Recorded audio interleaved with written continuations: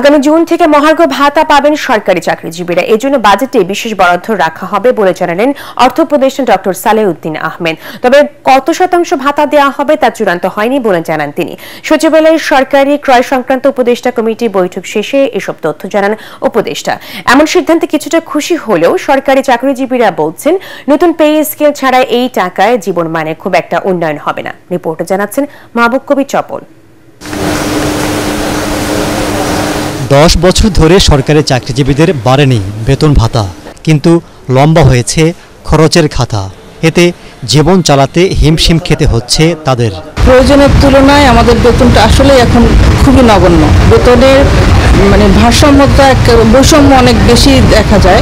আমি সবে ধরে আছি, আমার তো বেতন 20-এরও নিচে প্রায়। এতে ঢাকা শহরে চলাতে একটা ডিফিকাল্ট হয়ে যায়। অন্তর্বর্তী সরকার দায়িত্ব নেওয়ার পর গত জানুয়ারিতে মহার্ঘ ভাতার ঘোষণা দিলেও তা বাস্তবায়ন হয়নি। পরে এ সংক্রান্ত একটি কমিটি করে দেওয়া হয়। জানা গেছে প্রথম থেকে 10ম গ্রেড পর্যন্ত 10%, 11 থেকে 20তম গ্রেডের জন্য 20% মহার্ঘ ভাতা দেওয়ার সুপারিশ করেছেন তারা। সেক্ষেত্রে 14 লাখ সরকারি চাকরিজীবীর জন্য বাড়তি ব্যয় হবে 7,000 কোটি টাকা, যা আগামী বাজেটে বরাদ্দ দেয়া হবে বলে জানান অর্থ উপদেষ্টা। আমরা অ্যাক্টিভলি কনসিডার করছি। এটা কমিটিকে দায়িত্ব দিয়েছে, আমি ওরা ওয়ার্কআউট করলে আমার কাছে দেবে। হওয়ার চান্স মোটামুটি, কিন্তু হয়তো একটু সময় লাগবে। আমি বাজেটে ওয়ার্কআউট করে দেখি কখন থেকে দিতে পারবো, কত দিতে পারবো।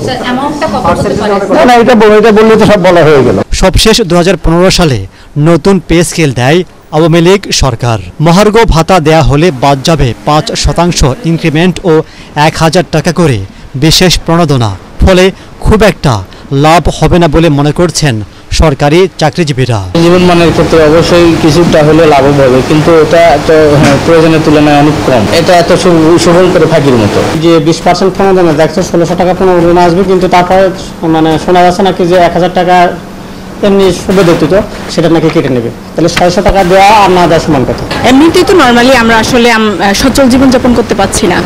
তো এখন সময়ের দাবি হচ্ছে নতুন একটা পে স্কেল। তো নতুন একটা পে স্কেল দিলে মোটামুটি যে স্ট্যান্ডার্ডটা আমরা সেটা মেনটেন করতে পারবো আশা করছি। সচিবালয়ে অর্থ উপদেষ্টা আরও জানান, এনবিআর বিলুপ্তির সিদ্ধান্ত পুনর্বিবেচনার কোনো সুযোগ নেই।